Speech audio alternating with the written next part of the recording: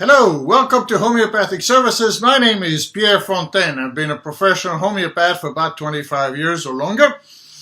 My second book, One Heart, One Mind, I usually have it with me, I don't find it, is available on Amazon, and the website is homeopathicservices.com.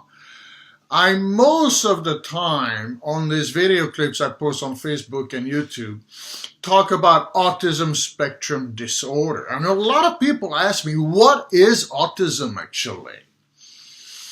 And my answer for quite a few years now has been, and it has remained, to say that autism first and foremost is an illness or disease, we should not call it anything else, of complete body disruption.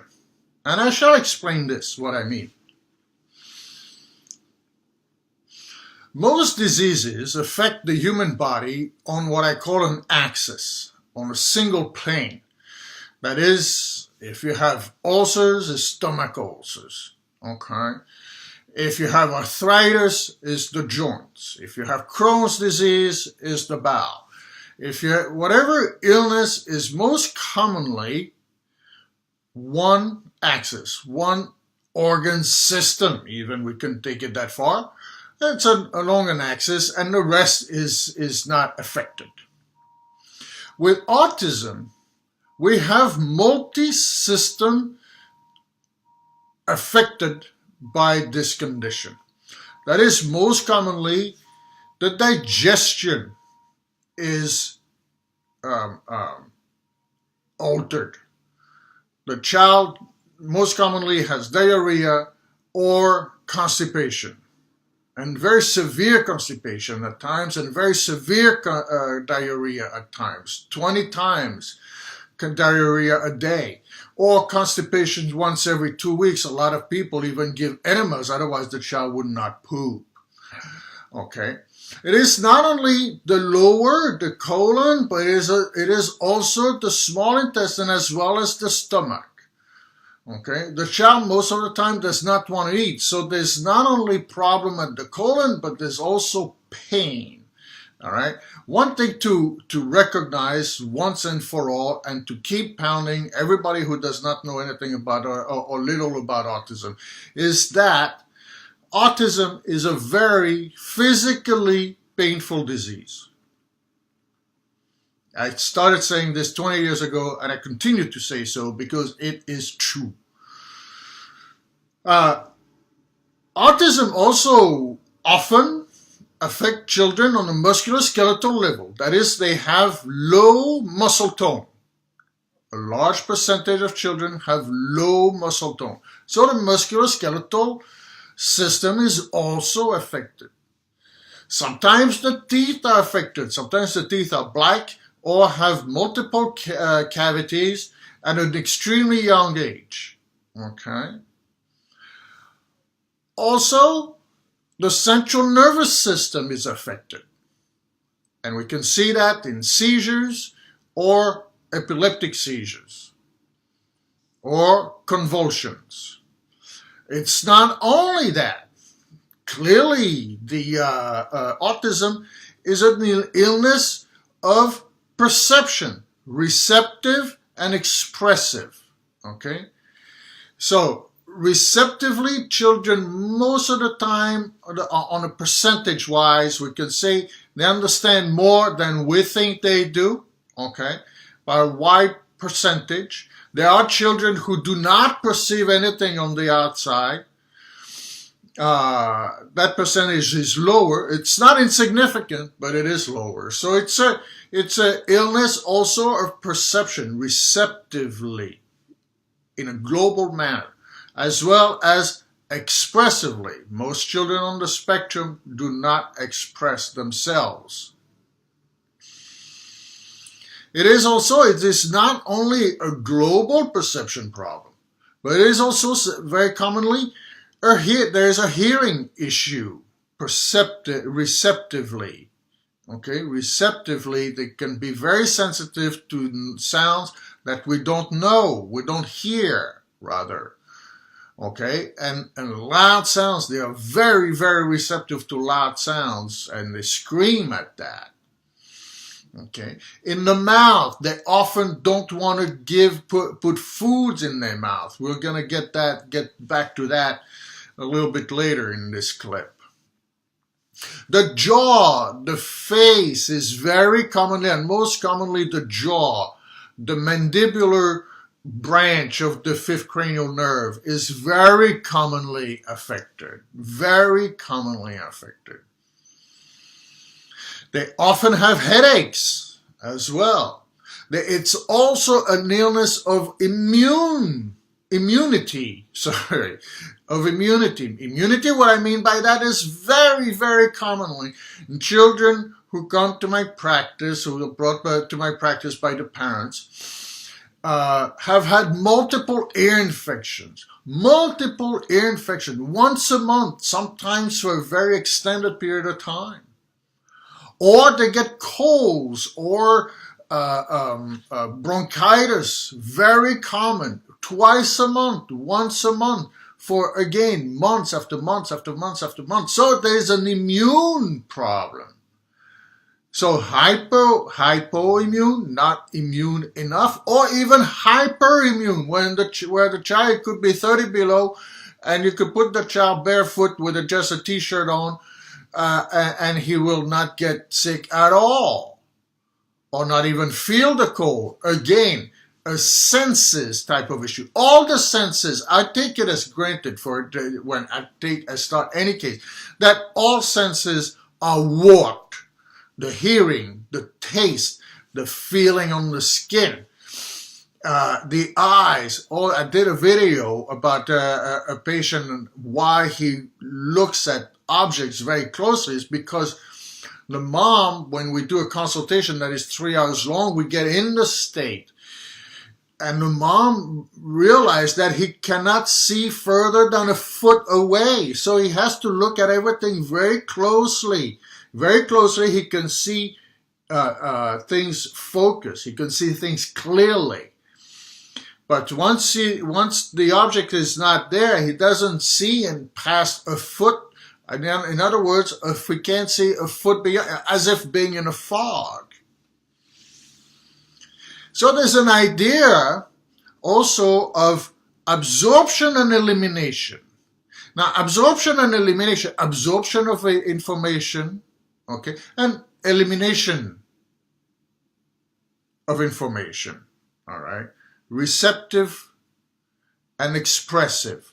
So, problem with absorption, receiving information, and problem eliminated, such as the constipation, such as the diarrhea.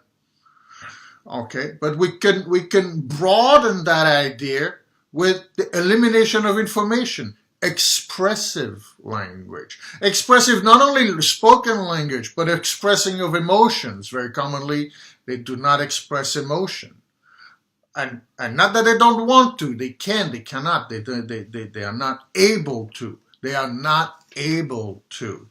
So with this idea of absorption and elimination, we can also see that many children eat one or two foods. I saw a patient today, he only eats white food. Peeled apples, bananas, potatoes, rice, that type of thing. Nothing of color. All right? There's a problem of absorption.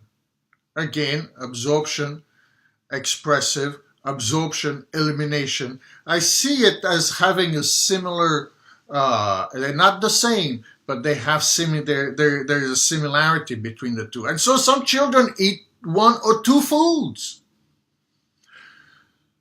And of course, we want the children to eat more, right? To have a more varied diet. However, children I've known who have been cases I've taken the children who have eaten the same thing for years on end. They don't seem to suffer really physically. Fixing that absorption is not going to fix autism. But there is, of course, an issue. There is an issue. But I want to suggest that when the child wants to eat only one type of food, he is actually preventing himself from having pain. gastrointestinal pain, rectal pain, abdominal pain, literally intestinal pain, digestive pain. That is, most of the time, it's a self-protective mechanism. And yet we want to introduce, it is understood, I understand completely why parents want to do that, want to vary the amount of food. But it is a self-protective mechanism. A self-protective mechanism. And that is very, very difficult to go against. You know, there's so many supplements and therapy to make therapy days on end, day after day after day after day to make a child eat maybe beans after a frankfurter. I've seen children who eat only frankfurters, not even the bun. No sauerkraut, no onions or condiments on it, just plain frankfurter. That's it for years. It's a self-saving mechanism. It's a self-protective mechanism. And with this, I want to also expand this into the idea that children on the spectrum very commonly have parasites, very commonly have yeast, very commonly have worms, very commonly have bacterial infections, as I mentioned before, in the gut. And the reason is that there is no movement in a child on the spectrum. See, the development is arrested around 2. The development, the child is very commonly moving forward, developing well.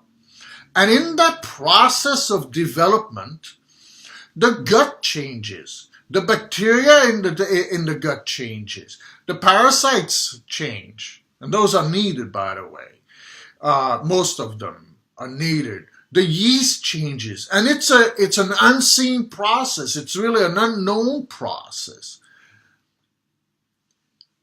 And the heavy metals as well are processed through the bacteria, through the yeast, through the viruses, through the parasites. All of that is processed unbeknown to us. But then when we see high levels of mercury or cadmium or antimonium or aluminum in children, that is, it is only because the process is arrested. Eliminating that is not going to fix the overall process. Trying to eliminate through chelation heavy metals is not going to kickstart this very, very sophisticated biological system that lives within us, with hundreds and hundreds and hundreds of trillions of cells that are non-human, that literally live in us. Maybe we can prevent the worst by chelation, but it's not going to kickstart the evolution of the body, the natural evolution that occurs that we don't know anything about. We don't feel it. We eliminate. Sometimes we get a cold, we have a diarrhea, or a child vomits and gets this stomach flus, we call it. All of that is adaptation in order for us to grow. In the child on the spectrum, that does not happen. And that is why we see heavy metals. Heavy metals by themselves are not the problem. The problem is that the processes, the trillions upon trillions upon trillions of biological processes that are supposed to happen in order to keep us growing are not happening. And that's why the yeast is high. That's why the heavy metals are high. And just trying to remove those is not going to kickstart the entire thing. It's as if you were to say, I'm going to turn the lights on my car on. And that's it. Well, you're still not going to go forward. You know, you need to be able to get the engine going, or I'm going to get an oil change. And that's it. Well, if your engine doesn't work, you're not going to be able to move. It's the same thing here. Clearing the oil is not going to do anything. is it can help marginally. That is great, because any help is great, but it's not going to kickstart the process. An accurate homeopathic remedy that matches the state of the child is absolutely crucial in order to kickstart. With supplements, that can happen by accident, once in a while. With a homeopathic remedy, because the homeopathic remedy reaches through, it is able to kickstart the enormous machinery, the biological machinery that is the body. It can kickstart the entire thing, so that then there can be growth, and then the chelation can be used. It very quickly, very efficiently. Then the vitamins can be used very efficiently. In fact, most people discontinue chelation, discontinue vitamins, because now the child is moving. Okay, the child gains perspective, gains consciousness, and one of the first thing I hear when a child is moving well is he's more aware of his surroundings. Now, when I come home, he's happy. He gives me my slippers, or he comes to give me a kiss. It's something that never happened before. You see?